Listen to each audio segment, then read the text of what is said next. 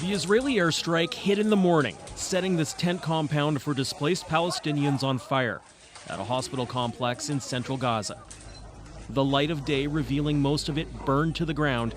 These images were taken by a freelance videographer working for CBC News.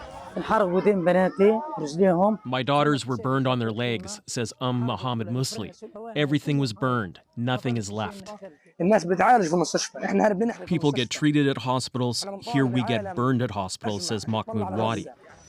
The Palestinian Health Authority says 4 people were killed, at least 70 injured. Not far away, Israel also hitting a compound at a UN-run school. The UN says at least 20 people were killed, including a 1-year-old infant and his mother. In statements, the Israeli military said the strikes were aimed at Hamas targets embedded among civilians. This after the UN reported an attack in northern Gaza on a UN food distribution center. Israel says that shelling is under review. The Secretary General condemns the large number of civilian casualties in the intensifying Israeli campaign. The UN calling out Israel on the civilian deaths. The school that was struck was to be part of a UN-run polio vaccination campaign. The lowest right of a Palestinian child is to have access to vaccination, says Ruba Abu al-Khair, one of many displaced people to bring her children to central Gaza. Hamas, the Israel Defense Forces, and UN have agreed to coordinate short pauses in fighting to allow safe passage to the clinics. The UN trying to vaccinate about 600,000 children under the age of 10.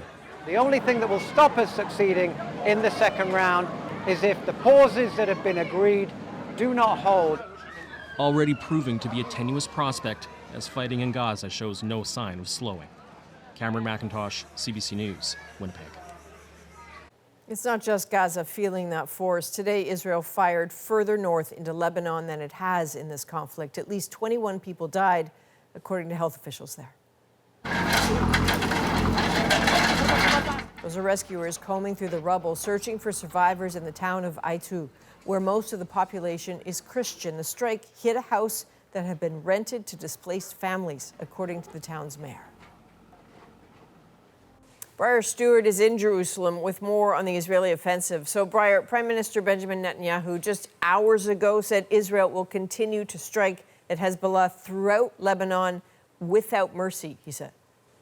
Well, that's right, Adrienne. That strike in northern Lebanon was the largest to hit the country Monday, but it was far from the only one. And as Israel continues what it calls its war on Hezbollah, the country is vowing retaliation for a drone strike on a military base here. A drone crashed into a dining hall, killing 4 Israeli soldiers, wounding dozens of others.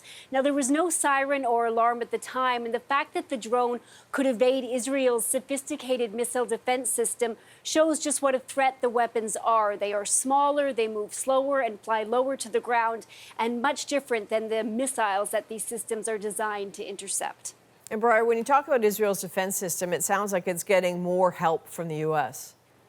It is. The U.S. is sending Israel an advanced missile defense system, and it's designed to intercept ballistic missiles either below or above the Earth's atmosphere, meaning it could shoot down missiles coming in from Iran or Yemen. And it is a significant move because the U.S. is not just sending the equipment, but also 100 troops to operate it. So it really is a sign of Washington's deepening involvement in this expanding war.